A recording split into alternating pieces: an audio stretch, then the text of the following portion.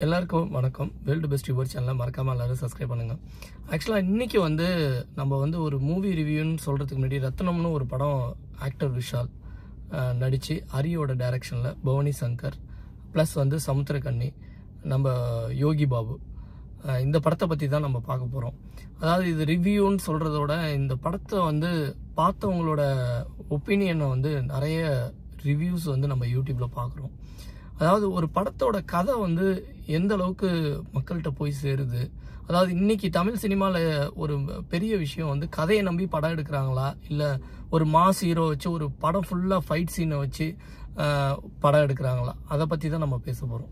இந்த ரத்னம் படம் எதை சார்ந்தது அப்படிங்கிறத, இதோட கதை என்ன அப்படின்னு பார்த்தீங்கன்னா, ஆக்சுவலாக ஆந்திரா பார்டருக்கும் வேலூர்லேயும் நடக்கிற ஒரு கதை. அதாவது நம்ம தமிழ்நாட்டு பார்டரும் ஆந்திராலையும் ஆந்திராலேருந்து அதாவது எப்போ திருப்பதி பிரிஞ்சுதோ அப்போ ஆந்திரா பார்டர்லையும் தமிழ்நாட்டில் உள்ள அந்த அந்த ஆந்திராவுக்கும் தமிழ்நாட்டுக்கும் உள்ள பார்டரில் நடக்கிற பிரச்சனையை தான் மையமாக எடுத்திருக்காங்க. இதில் என்னென்னா, ஒரு பஸ்ஸை ஆக்சிடென்ட் பண்ணி அவங்கள்ட்டேருந்து நகைகளை திருடி ஒரு 3 குற்றவாளிகள் அவங்க உருவாகுறாங்க. அதோட கதைக்களம் தான் அது. அப்படி ஒரு 3 அண்ணன் தம்பியோட ஒரு தங்கச்சியாக பிறக்கிறாங்க நம்ம பவானி சங்கர். அவங்களுக்கு இந்த அண்ணன் தம்பிங்களால் என்னென்ன பிரச்சனைகள் வருது. அவங்க ஒரு திருடனாக இருக்காங்க. ப்ளஸ் பவானி சங்கரோட ஹஸ்பண்ட் போலீஸாக இருக்காங்க. இந்த திருடனை பிடிக்கிறது, திருடனை காட்டி கொடுத்துட்றாங்க பவானி சங்கர். போலீஸை அவங்கள அரெஸ்ட் பண்ணுற வைக்கிறதுக்கு ட்ரை பண்ணுறாங்க. அதுக்குள்ளே இவங்க கையை வெட்டி தப்பிச்சிடுறாங்க. அதுக்கப்புறம் எப்படி அவங்கள அரெஸ்ட் பண்ணாங்களா, எப்படி அதாவது இப்போ இவர் அரெஸ்ட் பண்ண போகும்போது அவங்க பவானி சங்கரோட புருஷனை கொண்டுடுறாங்க. அதுக்கப்புறம் நம்ம பவானி சங்கரோட பையன் தான் விஷால்.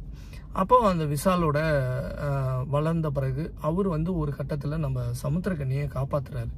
அதுக்கப்புறம் கதை மெதுவாக நகருது.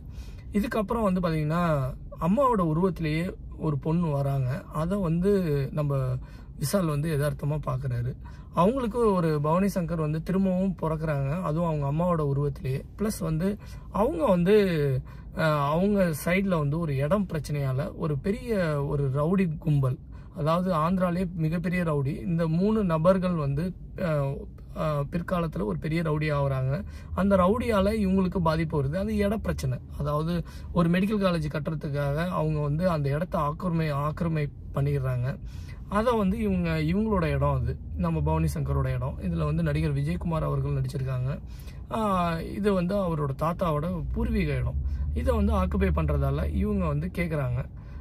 இதில் கோர்ட்டில் கேஸ் நடக்குது. அந்த ரவுடிகள் பவானி சங்கரை அட்டாக் பண்ண வராங்க. பெரிய நார்மலாக பார்த்தீங்கன்னா ரவுடிகள் எப்படி அட்டாக் பண்ணுவாங்க, எப்படி கூலிப்படைகள் வச்சு எப்படியெல்லாம் அட்டாக் பண்ணுவாங்களோ அந்த மாரி அட்டாக் பண்ணுறாங்க. அப்போ நம்ம விஷால் ஹீரோ காப்பாற்றுறாரு. ஆக்சுவலாக விஷாலுக்கு நல்ல படங்கள் நடிச்சிட்டு இருக்காரு. ஆனால் இந்த படம் ஒரு ஆக்ஷன் த்ரில்லர் படமாக ஒரு ஃபாஸ்ட் ஜெர்னியாக இருக்கிற மாரி இருக்குது. ஆனால் டைரக்டர் ஹரி எப்படி கடைசி வரையும் பவானி சங்கரை அவர் காப்பாற்றுறாரு. அதுக்கப்புறம் அந்த இடத்த மீட்டாரா, இடத்த பிரச்சனை என்ன ஆச்சு, இந்த பெரிய ரவுடிகள்கிட்டேருந்து அந்த இடத்த எப்படி காவாந்துப்படுத்தினாரு அப்படிங்கிறது தான் மீதி கதை. அந்த குடும்பத்தில் எந்த உயிரும் சேதாரம் இல்லாமல் ஹீரோ எப்படி காப்பாற்றினாரு, ஏன் இவங்க அம்மா உருவத்தில் இருக்காங்க, இதை பற்றியான ஒரு விஷயந்தான் இந்த கதை. டோட்டலாக படத்தில் பார்த்திங்கன்னா நிறைய பேர் பார்த்துட்டு வந்தவங்களோட ரிவ்யூ நம்ம கேட்கும்போது படம் ஃபுல்லாக நிறைய ஃபைட் சீன் வச்சுருக்காரு. ஹரியோட எப்போதும், அதாவது டைரக்டர் ஹரி பார்த்திங்கன்னா சாமி, எப்படியெல்லாம் அவர் சிங்கம், இந்த மாரி பெரிய பெரிய ஹிட்டான படம் கொடுத்துருக்காரு. அந்த காலகட்டத்தில் உள்ள அதே மாரியே கதையோ, இவர் கொஞ்சம் வித்தியாசமான புதுமையான சிந்தனைகள் இவருக்கு கம்மியாக இருக்கா, இல்லை இவர் அதுமாரி எதுவும் ட்ரை பண்ண மாட்டாரா, இவரோட ஜெர்னியே அவர் திரும்பவும் ஃபாலோ பண்ணுறாரா. ஏன்னா தாமிரபரணியில் நம்ம பார்த்த மாரியே இன்னும் ஃப்ளைட் சீனு, அதேமாரி காரை சேசிங்கு, இதான் சினிமா.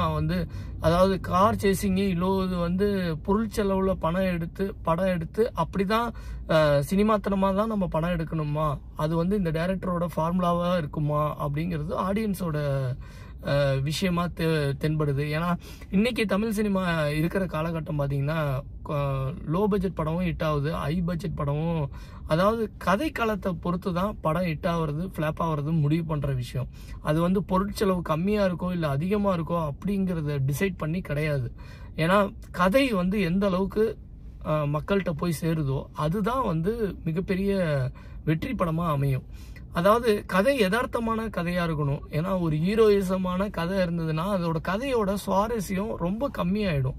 ஏன்னா தமிழ் சினிமா ரசிகர்கள் இன்னைக்கு வந்து பார்த்தீங்கன்னா ஒரு இன்டர்வல் சீனுக்கு அப்புறமே இந்த படம் இப்படி தான் ஆக போகுது அப்படின்னு சொல்லிட்டு பாதியில் எழுந்திரிச்சு போகிறவங்க நிறைய பேர்.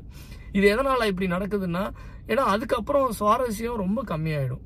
அதாவது இந்த படத்தை பொறுத்த வரையும் சமுத்திரகன்னி அவர்கள் சூப்பரான ஒரு ஆக்டிங், ஒரு கம்பீரமான ஆக்டிங். நிறைய ஆக்டர் நடிச்சிருக்காங்க. அவங்கள வந்து கதையோட களம் வந்து இன்னும் வேற ஏதாவது வித்தியாசமான கதை களம் எடுத்திருக்கலாமோ, ஏன் ஒரே ஃபார்முலாலேருந்து ஹரி சார் இருக்காரு, அதாவது டைரக்டர் ஹரி வந்து இன்னும் கொஞ்சம் மாறுபட்டு இருக்கணும்.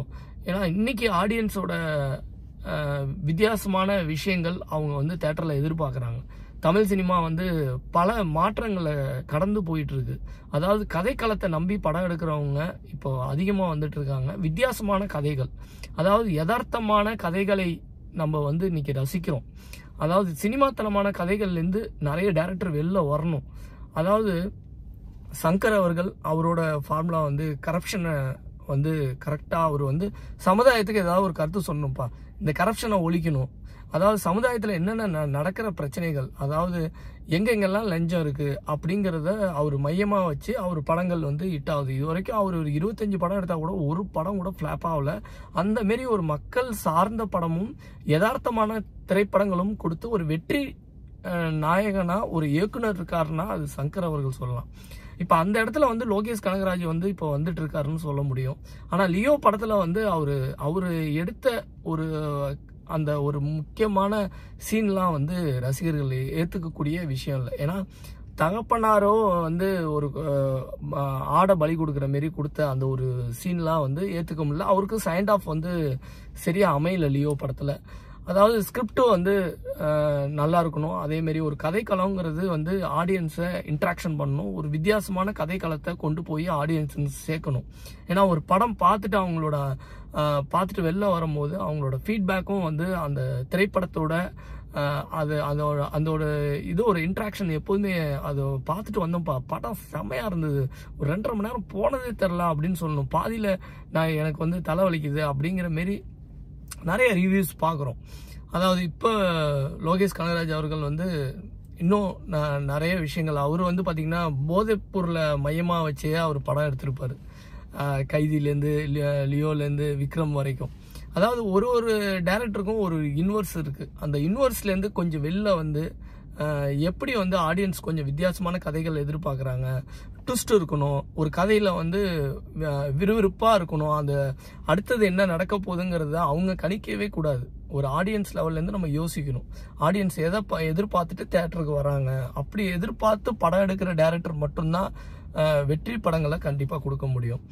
அதாவது ரத்னம் படம் வந்து மிகப்பெரிய ஹிட் ஆகணும். ஏன்னா இவ்வளோ பொருட்செலவில் எடுத்திருக்காங்க. ஆனால் ஹிட் ஆகுமா, ஒரு 50% வந்து ஆடியன்ஸ்க்கு சாட்டிஸ்ஃபைடாக இருக்கும். ஆக்ஷன், அதாவது ஆக்டர் விஷாலுக்காக பார்க்கக்கூடிய ரசிகர்கள் நிறைய பேர் இருக்காங்க.